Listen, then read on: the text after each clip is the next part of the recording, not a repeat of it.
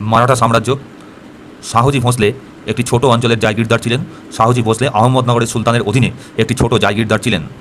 1636 খ্রিস্টাব্দে শাহজিকে শাহজাহান পরাজিত করেন। আহমদনগরের যুদ্ধে শাহজিকে শাহজাহান পরাজিত করেন 1636 খ্রিস্টাব্দে। তারপরে তার ছেলে শিবাজি পুনার দায়িত্ব পান। আহমদনগরের সুলতান মালিক অম্বরের দ্বারা শিবাজি যথেষ্ট প্রভাবিত হন। মারাঠা কৃষকদের গেরিলা কায়দায় সামরিক ট্রেনিং দিতে শুরু করেন শিবাজি। শিবাজি হিন্দু স্বরাজ্য গড়ে তোলেন এবং ঔরঙ্গজেব যখন উত্তরের যুদ্ধে ব্যস্ত, প্রথম 23 বছর যখন ঔরঙ্গজেব উত্তরেই যুদ্ধে করতে ব্যস্ত, তখন শিবাজি তার শক্তি বৃদ্ধি করতে শুরু করেন।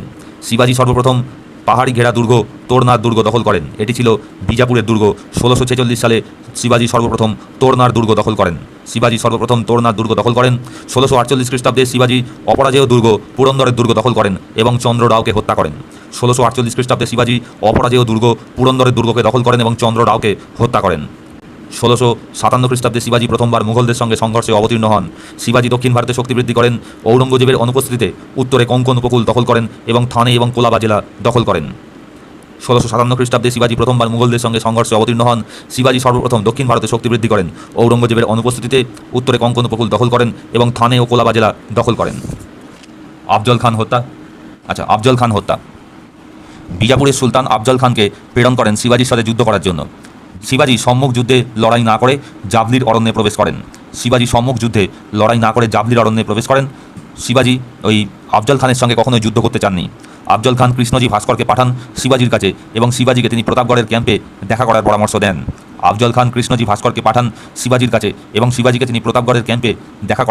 দেন। শিবাজি আফজল খানের উদ্দেশ্য ধরতে পারেন এবং শিবাজি লুকিয়ে বাঘনখ এবং বিচ্ছু নামক একটি তরোয়াল সঙ্গে করে নিয়ে যান। সঙ্গে করে যখন আফজল খানের সঙ্গে শিবাজির বৈঠক হচ্ছে এবং শিবাজি আফজল খানকে জড়িয়ে ধরেন, তখন শিবাজি তার হাত থেকে লুকিয়ে রাখা বাঘনখ এবং বিচ্ছু নামক তরোয়াল দ্বারা আফজল খানকে হত্যা করেন। শিবাজি বিজাপুর ক্যাম্প থেকে লক্ষ লক্ষ টাকার ধন সম্পত্তি লুট করেন এবং শিবাজি রায়গড়ের দুর্গ দখল করেন। শাইস্তা খানকে আক্রমণ। শিবাজির দ্বারা শাইস্তা খানকে আক্রমণ। ঔরঙ্গজেব তার কাকা শাইস্তা খানকে দাক্ষিণাত্যে পাঠান শিবাজির সাথে যুদ্ধ করার জন্য। শিবাজি শাইস্তা খানের ক্যাম্পে মধ্যরাত্রিরে চকিত আক্রমণ করেন। শাইস্তা খান যুদ্ধে তার অঙ্গহানি ঘটে এবং তার ছেলে মারা যায়। এরপর শাইস্তা খানকে দাক্ষিণাত্য থেকে সরিয়ে নেওয়া হয় এবং তাকে বাংলার গভর্নর করে নিয়োগ করা হয়। ঔরঙ্গজেব তার কাকা শাইস্তা খানকে দাক্ষিণাত্যে পাঠান। শিবাজি শাইস্তা খানের ক্যাম্পে মধ্যরাত্রিতে চকিত আক্রমণ করেন। শাইস্তা খানের অঙ্গহানি ঘটে, তার ছেলে মারা যায় এবং পরবর্তীকালে শাইস্তা খানকে দাক্ষিণাত্যে সরিয়ে আনতে হয়। জয়সিংহ এবং শিবাজির যুদ্ধ। জয়সিংহ মারাঠা সর্দারদের ঘুষ দিয়ে মারাঠাদের যে দুর্গ তার কাছাকাছি চলে যান। এর ফলে সেখান থেকে জয়সিংহ কামান দাগতে শুরু করেন এবং শিবাজি ভয় পেয়ে মুঘল বাহিনীর কাছে আত্মসমর্পণ করেন। জয়সিংহের সঙ্গে শিবাজির 1665 সালে পুরন্দরের চুক্তি করতে বাধ্য হয়।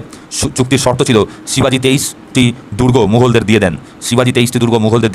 শিবাজি মুঘলদের বশ্যতা স্বীকার করেন। শিবাজির পুত্র শম্ভুজি 500 মনসবদার পদে উন্নীত হন।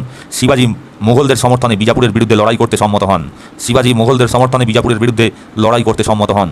শিবাজি আগ্রায় আসেন এবং তার ছেলে শম্ভুজির সঙ্গে শিবাজি তার ছেলে শম্ভুজিকে নিয়ে আগ্রায় দেখা করতে আসেন এবং সেখানে জেলবন্দি হন। শিবাজি শম্ভুজি মানে তার ছেলেকে সঙ্গে নিয়ে আগ্রায় সম্রাটের সঙ্গে দেখা করতে আসেন এবং সেখানে তিনি জেলবন্দি হন। এরপরে তারা দুজনেই জেল থেকে পালিয়ে যান। 1670 খ্রিস্টাব্দে শিবাজি রায়গড়ের দুর্গে তার রাজ সিংহাসনে আরোহণ করেন এবং এই উপলক্ষে একটি ধুমধাম করে অনুষ্ঠান হয়। 1670 খ্রিস্টাব্দে শিবাজি রায়গড়ের দুর্গে সিংহাসনে আরোহণ করেন। 1674 সালে শিবাজি ছত্রপতি উপাধি ধারণ করেন। ছত্রপতি কথার অর্থ হচ্ছে রাজা। 1674 সালে শিবাজি ছত্রপতি উপাধি ধারণ করেন। ছত্রপতির অর্থ হচ্ছে রাজা। 1670 সালে পুরন্দরের চুক্তি ভেঙে শিবাজি তার রাজ্যের অনেকটা অংশ দখল করে ফেলেন। 1670 সালে পুরন্দরের চুক্তি ভেঙে ফেলে শিবাজি তার রাজ্যের অনেকটা অংশ দখল করে ফেলেন। কর্ণাটক ও মহীশূর দখল করার পর শিবাজির মৃত্যু হয় 1680 খ্রিস্টাব্দে। এরপর শম্ভুজি রাজা হন। ঔরঙ্গজেবের বিদ্রোহী পুত্র আকবরকে তার রাজসভায় স্থান দেন শম্ভুজি। ঔরঙ্গজেব শম্ভুজিকে আক্রমণ করলে আকবর পারস্যে পালিয়ে যান এবং শম্ভুজি তার মন্ত্রী কবিকলস বন্দী হন। ঔরঙ্গজেব শম্ভুজিকে আক্রমণ করলে আকবর পারস্যে পালিয়ে যান এবং শম্ভুজি ও তার মন্ত্রী কবিকলস বন্দী হন। কবিকলস এবং শম্ভুজিকে মৃত্যুদণ্ড দেওয়া হয়। কবি কলস এবং শম্ভুজিকে মৃত্যুদণ্ড দেওয়া হয়। এরপর শম্ভুজির ভাই রাজারাম সিংহাসনে বসেন। আচ্ছা, শিবাজির অষ্টপ্রধান বা শিবাজির অ্যাডমিনিস্ট্রেশন। আচ্ছা, শিবাজির অ্যাডমিনিস্ট্রেশন চালাবার মূল ভাবনাটি মালিক অম্বর আহমদনগরের মালিক অম্বরের কাছ থেকে তার এই অ্যাডমিনিস্ট্রেশন চালাবার ভাবনাটি পান। শিবাজি দক্ষিণে জনকল্যাণকর রাষ্ট্র পরিচালনা করার উদ্যোগ নেন। শিবাজি দক্ষিণ ভারতে জনকল্যাণকামী রাষ্ট্র পরিচালনা করার উদ্যোগ নেন। অষ্টপ্রধান হলো তার 8 জন মন্ত্রীর সমন্বয়। প্রথম মন্ত্রী ছিল পেশোয়া বা মুখিয়া প্রধান। তিনি ছিলেন জেনারেল অ্যাডমিনিস্ট্রেশন এবং তার কাজ ছিল রাষ্ট্রের উন্নতি করা। পেশোয়া মানে হচ্ছে প্রধানমন্ত্রী। রাজার অনুপস্থিতিতে রাজার প্রতিনিধি হয়ে তিনি কাজ করতেন। 2 নম্বর ছিল মজুমদার বা অমাত্য। মজুমদার হচ্ছে অডিটর, অর্থাৎ তিনি ট্রেজারির হিসাব নিকেশ রাখতেন। 3 নম্বর হচ্ছে ওয়াকিয়া নবিস বা মন্ত্রী। রাষ্ট্র পরিচালনার রেকর্ড কিপিং করতেন এই ওয়াকিয়া নবিস। শুরু নবিস বা সচিব। এই শুরু নবিস ছিলেন রয়্যাল ডাকঘর করা, মানে রাজার চিঠিপত্র আরোহণ করা, সংগ্রহ করা, এগুলোই ছিল এর মূল কাজ। শুরু নবিস বা সচিব এর মূল কাজ ছিল রয়্যাল ডাকঘর করা। দাবির বা সুমন্ত ইনি ছিলেন বিদেশ সচিব। তিনি যুদ্ধ ও শান্তি ঘোষণা করতেন। তিনি বিদেশি রাষ্ট্রের দূতকে রিসিভ করতেন বা তার সাথে যোগাযোগ করতেন, তার সাথে দেখা সাক্ষাৎ করতেন। দাবির বা সুমন্ত ইনি ছিলেন বিদেশ সচিব। তিনি যুদ্ধ বা শান্তি ঘোষণা করতেন। তিনি বিদেশি রাষ্ট্র বা পার্শ্ববর্তী রাজ্যের দূতের সঙ্গে দেখা করতেন, তাকে রিসিভ করতেন, তার সাথে যোগাযোগ করতেন। সরি নৌবত বা সেনাপতি ইনি ছিলেন কমান্ডার ইন চিফ। ইনি আর্মি রিক্রুটমেন্ট করতেন। তিনি ছিলেন কমান্ডার ইন চিফ, ইনি আর্মি রিক্রুটমেন্ট করতেন। পণ্ডিতরাও বা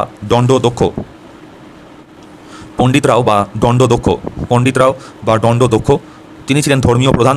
ধর্মীয় উৎসবের দিন স্থির করা তার কাজ ছিল। ব্রাহ্মণদের দান ধ্যান করতেন। পণ্ডিতরাও বা দণ্ডদক্ষ যিনি ধর্মীয় প্রধান ছিলেন, ধর্মীয় উৎসবের দিন স্থির করা, ব্রাহ্মণদের দান ধ্যান করা ইত্যাদি ছিল এই পণ্ডিতরাও বা দণ্ডদক্ষের কাজ। ন্যায়াধীশ বা চিফ জাস্টিস জুডিশিয়াল পাওয়ার ছিল তার। এছাড়া সিভিল বা মিলিটারি ডিসপুটগুলোকেও তিনি সমস্যার সমাধান করতেন। আচ্ছা, সিভিল বা মিলিটারি ডিসপুটেও তিনি তার বিচার প্রক্রিয়া জারি রাখতেন। পণ্ডিতরাও এবং ন্যায়াধীশ ছাড়া সবাইকেই যুদ্ধে যেতে হতো। পণ্ডিতরাও অর্থাৎ ধর্মীয় প্রধান এবং ন্যায়াধীশ অর্থাৎ চিফ জাস্টিস এই দুজনকে ছাড়া সবাইকেই যুদ্ধে যেতে হতো। অষ্টপ্রধানরা তাদের নিজেদের ডিপার্টমেন্টে নিয়োগ করতে পারতেন না। তাদের নিজেদের ডিপার্টমেন্টে কোনো লোক নিয়োগ করতে পারতেন না। অতিরিক্ত মন্ত্রী অষ্টপ্রধান ছাড়াও অতিরিক্ত মন্ত্রীরা হলেন দেওয়ান, মজুমদার, ফর্নিস, সুরনিস, পত্নী ইত্যাদি। অষ্টপ্রধান ছাড়াও অতিরিক্ত যারা মন্ত্রী ছিলেন তারা ছিল দেওয়ান, মজুমদার, ফর্নিস, সুরনিস, পত্নী ইত্যাদি। শিবাজি জায়গিরদারি প্রথা বিলুপ্ত করেন এবং রায়তোয়ারি ব্যবস্থা চালু করেন। শিবাজি জায়গিরদারি প্রথা বিলুপ্ত করে রায়তোয়ারি বন্দোবস্ত শুরু করেন। আন্ডারে প্রভিন্সিয়াল অ্যাডমিনিস্ট্রেশন। শিবাজির আন্ডারে প্রভিন্সিয়াল অ্যাডমিনিস্ট্রেশন। সবার উপরে ছিল সাম্রাজ্য বা কিংডম বা শিবাজি। তার নিচে ছিল প্রভিন্স, 3টে প্রভিন্স। এবং শিবাজির আমলে 3টে প্রভিন্স ছিল এবং ভাইসরয় ছিল সেখানকার সেখানকার প্রধান শাসক ছিল ভাইসরয়।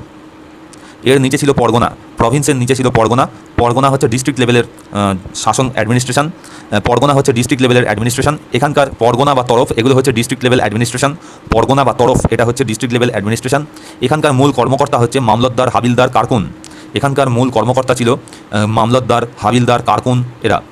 এই পরগনা বা তরফের নিচে ছিল ভিলেজ। পরগনা বা তার নিচে ছিল ভিলেজ হেড থাকতো। ভিলেজে পঞ্চায়েত প্রধান থাকতো। পঞ্চায়েত প্রধানদের বলা হতো দেশমুখ বা দেশপাণ্ডে। Judiciary system. শিবাজির কোনো শক্তিশালী জুডিশিয়ারি সিস্টেম ছিল না। শিবাজির আন্ডারে কোনো শক্তিশালী জুডিশিয়ারি সিস্টেম ছিল না। পার্মানেন্ট কোর্ট তিনি তৈরি করেননি। শিবাজি কখনো কোনো পার্মানেন্ট কোর্ট তৈরি করেননি। গ্রামে ছোটোখাটো ডিসপুট হলে পঞ্চায়েত বা খাপ পঞ্চায়েত বা ভিলেজ কাউন্সিলে এগুলো মিটিয়ে নেওয়া হতো। প্যাটেল বা পঞ্চায়েত প্রধান ক্রিমিনাল কেস সলভ করতো। এরা ক্রিমিনাল কেস সলভ করতো। ন্যায়াধীশ অ্যাপেলেট কেস সলভ করতো, অর্থাৎ উচ্চতর ক্ষেত্রে তারা বিচার ব্যবস্থায় যোগদান করতো। মারাঠা রেভিনিউ শাসনকালে সেখানে 2 ধরনের ট্যাক্স ছিল, একটা হচ্ছে চৌথ আর একটা হচ্ছে সারদেশমুখী। চৌথ ছিল রেগুলার ট্যাক্স বা অ্যানুয়াল ট্যাক্স। এটা 1/4 বা 25% রেভিনিউ কালেকশন করা হতো মুঘল সুবার উপর। এই ট্যাক্স আদায় করা হতো। 25% হারে রেভিনিউ কালেকশন করা হতো মুঘল সুবার উপর থেকে। এই ট্যাক্স আদায় করা হতো। শিবাজি 1665 খ্রিস্টাব্দে প্রথমবার চৌথ আদায় করেন। শিবাজি 1665 খ্রিস্টাব্দে প্রথমবার চৌথ আদায় করেন বিজাপুর ও গোলকুন্ডা থেকে প্রথমবার 1665 সালে শিবাজি চৌথ আদায় করেন। চৌথকে 4 ভাগে ভাগ করা হতো। এক হচ্ছে বাবতি, মানে 25% লেভি, যেটা ছত্রপতি নিজেই নিত। বাবতি যেটা হচ্ছে 25% লেভি, সেটা ছত্রপতি নিজেই নিত। এছাড়া 2 নম্বর ছিল মেক্সা এবং 3 নম্বর ছিল নদগুন্ডা। 2 নম্বর ছিল মেক্সা এবং 3 নম্বর ছিল নদগুন্ডা। চৌথ ট্যাক্স দ্বারা মারাঠা আক্রমণ প্রতিহত করা হতো। অর্থাৎ কোনো মুঘল রাজ্য যদি চৌথ ট্যাক্স দিয়ে দিত তাহলে সেখানে মারাঠারা আক্রমণ করতো না। সরদেশমুখী 10% অ্যাডিশনাল ট্যাক্স চাপানো হতো চৌথের ওপর। যে রাজ্যে মারাঠারা আক্রমণ করছে রাজা তার বংশানুক্রমিক অধিকার বজায় রাখার জন্য সরদেশমুখী ট্যাক্স বসাতেন। রাজার বংশানুক্রমিক অধিকার বজায় রাখার জন্য সরদেশমুখী ট্যাক্স বসানো হতো।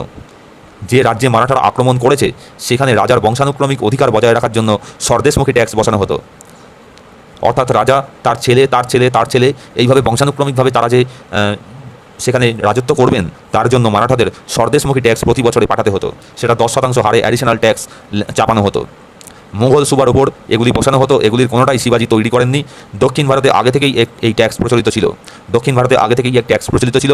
কলি মহারাজা সোম শাহ রামনগরের রাজা এই ট্যাক্স শুরু করেন।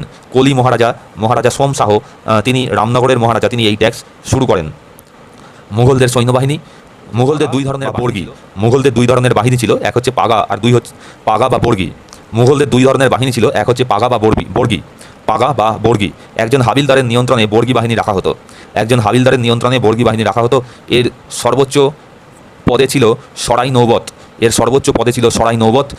নৌবত রেগুলার আর্মি কমান্ডার ছিল। ক্যাশে তারা বেতন পেত এবং রাষ্ট্র বা রাজা তাদের ঘোড়া দিত। শিলাদার হচ্ছে ভাড়া করা আর্মি। বর্গীদের থেকে নিম্ন শ্রেণীর আর্মি ছিল এই শিলাদার।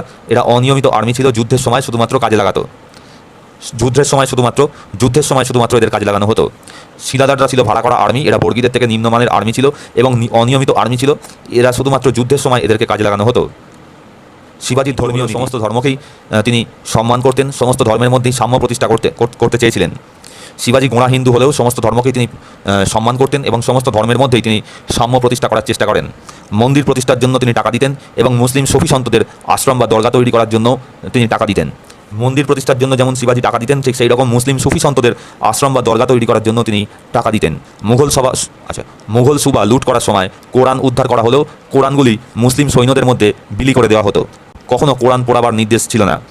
মুঘল সুবা লুট করার সময় যদি কোরআন উদ্ধার করা হতো সেই পবিত্র কোরআনগুলি মুসলিম সৈন্যদের মধ্যে বিলি বন্দোবস্ত করে দেওয়ার ব্যবস্থা করা হতো। কখনও শিবাজি কোরআন পড়াবার নির্দেশ দিতেন না। ব্রাহ্মণদের সম্মান করা হতো। রামদাসের কাছ থেকে শিবাজি ধর্মীয় নীতির আদর্শ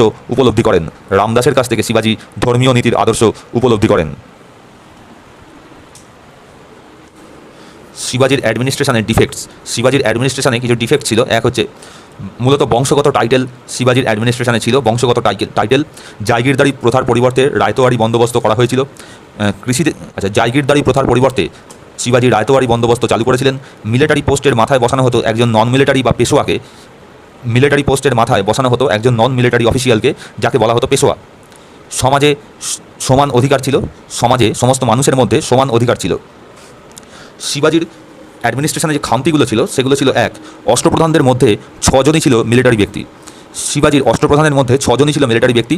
এদের ক্ষমতা এত বেশি ছিল যে পেশোয়া তাদের কন্ট্রোল করতে পারত না। অষ্টপ্রধানদের মধ্যে 6 জনই ছিল মিলিটারি ব্যক্তি এবং এদের ক্ষমতা এত বেশি ছিল যে পেশোয়া তাদের কন্ট্রোল করতে পারত না। জায়গিরদারি প্রথা কমিয়ে দেওয়া হলেও পুরোপুরি অবলুপ্ত করা হয়নি। শিবাজির সময় জায়গিরদারি প্রথা কমিয়ে দেওয়া হলেও পুরোপুরি অবলুপ্ত করা হয়য়নি। শিবাজি কৃষক সহানুভূতিশীল থাকলেও তার রেভিনিউ কালেক্টররা নিষ্ঠুরভাবে কর আদায় করত। শিবাজি নিজেই কৃষকদের প্রতি সহানুভূতিশীল হলেও তার রেভিনিউ কালেক্টররা নিষ্ঠুরভাবে কর আদায় করত। শিবাজির সরদেশমুখী ও চৌথ ট্যাক্স দুটি মূলত ছিল জোর করে চাপিয়ে দেওয়া ট্যাক্স। শিবাজির সরদেশমুখী ও চৌথ ট্যাক্স এই দুটি ছিল মূলত জোর করে চাপিয়ে দেওয়া ট্যাক্স। এই ট্যাক্সের প্রবর্তন মারাঠা রাজ্যকে ডাকাতি রাজ্য বা ডাকু রাজ্য করে তোলে। এই ট্যাক্সের প্রবর্তন মারাঠা রাজ্যকে ডাকাতি রাজ্য বা ডাকু রাজ্য বা ডাকাত রাজ্য করে তোলে। জুডিশিয়ারি সিস্টেম খুব একটা শক্তপোক্ত ছিল না। মারাঠা বিভিন্ন যে আঞ্চলিক মারাঠা প্রধান ছিল, যেমন সিন্ধিয়া, ভোঁসলে, এরা শিবাজির সামনেই কলহরত অবস্থায় থাকতো। মারাঠা প্রধান যারা ছিল সিন্ধিয়া, ভোঁসলে, এরা শিবাজির সামনেই কলহরত অবস্থায় থাকতো। শিবাজি হিন্দুত্বে ব্রাহ্মণদের প্রাধান্য ছিল। শিবাজি নিজে কায়স্থ হলেও ব্রাহ্মণরা তার ছত্রপতি উপাধি ধারণ করার সময় প্রতিবাদ করেন। শিবাজির হিন্দুত্বে ব্রাহ্মণদের প্রাধান্য ছিল। শিবাজি নিজে কায়স্থ হলেও ব্রাহ্মণরা তার ছত্রপতি উপাধি ধারণ করার সময় তীব্র প্রতিবাদ করেন। শিবাজি পড়াশোনা, সংস্কৃতি, ব্যবসা বাণিজ্যে তেমন কোনো উন্নতি সাধন করতে পারেননি। শিবাজি পড়াশোনা, সংস্কৃতি, ব্যবসা বাণিজ্যে তেমন কোনো উন্নতি সাধন করতে পারেননি। অ্যাচিভমেন্ট অফ শিবাজি। শিবাজির মূল অ্যাচিভমেন্ট ছিল সুগঠিত নৌবাহিনী তৈরি করা। শিবাজির অ্যাচিভমেন্ট ছিল সুগঠিত নৌবাহিনী তৈরি করা। দুই হচ্ছে গেরিলা যুদ্ধ কায়দা প্রবর্তন করা। মারাঠা রাজ্যে পারসিক ল্যাঙ্গুয়েজের পরিবর্তে মারাঠা ল্যাঙ্গুয়েজের উন্নতি সাধন করা হয়। এর ফলে মারাঠা কৃষ্টি, সংস্কৃতি এগুলো অনেকাংশে উন্নত হয়ে ওঠে। মারাঠা রাজ্যে পারসিক ল্যাঙ্গুয়েজের পরিবর্তে মারাঠা ল্যাঙ্গুয়েজ ডেভেলপ করা হয়। এর ফলে মারাঠা কৃষ্টি, সংস্কৃতি সেগুলো যথেষ্ট বৃদ্ধি পায়। হিন্দ স্বরাজ। শিবাজি পুরো ভারতবর্ষ জয় করার বদলে হিন্দুত্বের স্বাধিকার প্রতিষ্ঠা করতে উদ্যত হন। শিবাজি পুরো ভারতবর্ষ জয় করার পরিবর্তে হিন্দুত্বের স্বাধিকার প্রতিষ্ঠা করতে উদ্যত হন। শিবাজি কখনো রাজপুত রাজাদের সাথে যুদ্ধ করতে চাননি এবং সবসময় বন্ধুত্ব করার চেষ্টা করেন। শিবাজি কখনো রাজপুত রাজাদের সঙ্গে যুদ্ধ করতে চাননি, উল্টে তাদের সঙ্গে বন্ধুত্ব করার চেষ্টা করেন। মারাঠা সাম্রাজ্যের পতনের কারণ। দেশ ব্রাহ্মণ, কোঙ্কণ ব্রাহ্মণ, করদেশ ও চিৎপ্রাবণ ব্রাহ্মণরা বিভিন্ন উপদলে বিভক্ত ছিল। শিবাজির যে হিন্দুত্ববাদী সাম্রাজ্য, সেখানে ব্রাহ্মণদের মধ্যেই বিভিন্ন গোষ্ঠী ছিল, যেমন দেশ ব্রাহ্মণ অর্থাৎ মারাঠা ব্রাহ্মণ বলা হতো, কোঙ্কণ ব্রাহ্মণ, করদেশ ব্রাহ্মণ, চিৎপ্রাবণ ব্রাহ্মণ, এরা বিভিন্ন উপদলে বিভক্ত ছিল। উচ্চবর্ণরা বেশি প্রাধান্য পেত, উচ্চবর্ণের ব্রাহ্মণরা বেশি প্রাধান্য পেত। শিক্ষা ব্যবস্থার কোনো বিস্তার ছিল না, ফলে সামাজিক বন্ধন ছিল না। সুগঠিত সমাজ ব্যবস্থা শিবাজির রাজ্যে চালু ছিল না। রাজারাম জায়গিরদারি প্রথা আবার পুনঃপ্রবর্তন করেন। পেশোয়া বা বাজিরাও আর্মিতে বিভিন্ন লোক যেমন পর্তুগিজ, ফরাসি, মুঘলদের, পাঠানদের নিয়োগ করতেন। এর ফলে সাম্রাজ্যে হিন্দুত্বের ধারণা পাল্টে যায়। বাজিরাও আর্মিকে মডার্নাইজ করার জন্য বিভিন্ন লোক যেমন পর্তুগিজ, ফরাসি, মুঘল, পাঠান ইত্যাদিদের নিয়োগ করায় সাম্রাজ্যে হিন্দুত্বের ধারণা অনেকাংশে পাল্টে যায়। ঔরঙ্গজেব শিবাজিকে পার্বত্য মুশিক বলতেন। এর কারণ হচ্ছে পাহাড়ি দুর্গে লুকিয়ে থেকে শিবাজি গেরিলা কায়দায় যুদ্ধ করতেন। শিবাজির আর্মির সঙ্গে মুঘল আর্মির একটা সামান্য পার্থক্য ছিল। সেই পার্থক্যটা হচ্ছে যে মুঘলরা ছিল মূলত পদাতিক বাহিনী, বড় পদাতিক বাহিনী। মুঘল আর্মির মধ্যে দু তিন রকমভাবে তারা যুদ্ধ কায়দায় বিশ্বাসী ছিল। প্রথমটা হচ্ছে অশ্বারোহী বাহিনী, অর্থাৎ মুঘল আর্মিতে দুদিক বা তিন দিক দিয়ে প্রচণ্ড গতিতে, ক্ষিপ্র গতিতে উজবেক, তুর্কি ইত্যাদি অশ্বের ওপর বসে, ইত্যাদি ঘোড়ার ওপর বসে প্রচণ্ড গতিতে অশ্বারোহী বাহিনীরা তীরন্দাজি অর্থাৎ তীর ছুঁড়তে তারা সামনের দিকে এগিয়ে যেতেন। দুপাশ দিয়ে বিভিন্ন উজবেক, ইরানি, তুরানি ইত্যাদি ঘোড়াগুলির পিঠে চেপে তীরন্দাজ বাহিনীরা প্রচণ্ড গতিতে শত্রুর ওপর ঝাঁপিয়ে পড়তেন। এটাই ছিল মুঘলদের একটা অন্যতম শক্তি। এছাড়া মুঘলদের আরেকটা স্ট্রেংথ ছিল যে মাঝামাঝি একটা জায়গা থেকে কামান দাগা হতো, প্রচণ্ড গতিতে কামান দাগা হতো, এবং এর ফলে এই কামান দাগার ফলে শত্রু ছিন্ন বিচ্ছিন্ন হয়ে যেত। মুঘলদের মধ্যে পদাতিক বাহিনী ছিল, কিন্তু সেটা খুব একটা গতিশীল ছিল না। কিন্তু মূলত এই দুরকম যে বাহিনী, এক হচ্ছে অশ্বারোহী তীরন্দাজ বাহিনী, হর্স আর্চারি, আর আরেকটা হচ্ছে যেই তুলুগমা পদ্ধতি বা যেটা হচ্ছে এই কামান দাগা পদ্ধতি, এর ফলেই শত্রুরা ছিন্ন বিচ্ছিন্ন হয়ে যেত। কিন্তু যদি দেখা যায় যে শিবাজির সঙ্গে যুদ্ধগুলো কোথায় হতো, শিবাজির সঙ্গে যে যুদ্ধগুলো হতো এগুলো হচ্ছে সব ওয়েস্টার্ন ঘাট পর্বতমালার ওপর। শিবাজির সঙ্গে যে যুদ্ধ হতো মুঘলদের, সেগুলো সব ওয়েস্টার্ন ঘাট পর্বতমালার ওপর। তো এই ওয়েস্টার্ন ঘাট পর্বতমালা মানে পাহাড়ের ওপরে যখন যুদ্ধ হতো, তখন মূলত পদাতিক বাহিনীর ওপরেই নির্ভর করতে হতো, এবং মুঘলদের সেই জায়গাটাই একটা দুর্বলতা ছিল। মুঘলরা কখনো এই পদাতিক বাহিনীর ওপর খুব একটা জোর দেয়নি। এবং অশ্বারোহী বাহিনী এবং মুঘলদের যে অশ্বারোহী বাহিনী ছিল, এগুলো তো পাহাড়ের ওপর চড়তে পারতো না। কোনো ঘোড়া কখনো পাহাড়ের ওপর সরাসরি আড়াআড়িভাবে চড়তে পারতো না, এবং একমাত্র মুঘলদের সম্বল হয়ে যেত তোপ দাগা। যদিও শিবাজি নিজেও তোপ দাগতে পারতেন, নিজেও তার কাছে কামান ছিল। তো যাই হোক, এই সব কারণের জন্য মুঘলরা কিন্তু গেরিলা কায়দায় যুদ্ধে অগ্রসর হতে পারতেন না। মুঘলরা মূলত হর্স আর্চারি অর্থাৎ সমতল ল্যান্ডে তারা যুদ্ধ করতে খুব ভালো পারদর্শী ছিলেন। কারণ সমতল ল্যান্ডের ওপর দিয়ে তুরানি, ইরানি, উজবেক ঘোড়াগুলো প্রচণ্ড গতিতে ছুটে যেতে পারে, পাহাড়ের ওপর দিয়ে ঘোড়া কখনো যেতে পারে না। এর ফলে শিবাজির আর্মি এইখানেই মুঘল বাহিনীকে যথেষ্ট পরিমাণে জব্দ করতে পারত। এবং মুঘল আর্মিতে কোনো নৌবাহিনী ছিল না, সেরমভাবে কোনো নৌবাহিনী ছিল না। এর ফলে মুঘল আর্মি যথেষ্ট পরিমাণে দুর্বল হয়ে পড়ে। মুঘল আর্মি শিবাজির কাছে যথেষ্ট দুর্বল হয়ে যেত। আর শিবাজির আবার উল্টো দিক দিয়ে শিবাজির কথা যদি বিচার করি, শিবাজির ক্ষেত্রে অর্থাৎ ই নৌবত বা নৌবাহিনী ছিল মূল শক্তি, তার মূল শক্তি। এবং নৌকাপথে এবং শিবাজি নৌকাপথে চারদিক দিয়ে ঘিরে যখন আক্রমণ করত তখন মুঘল বাহিনী ছত্রছাড়া হয়ে যেত, মুঘল বাহিনী তখন ছত্রখান হয়ে যেত। তো এই সমস্ত কারণের জন্য মুঘলরা শিবাজি বা মারাঠা সাম্রাজ্যকে কখনো সেরমভাবে পরাজিত করতে পারেনি এবং তাদের কন্ট্রোলেও আনতে পারেনি।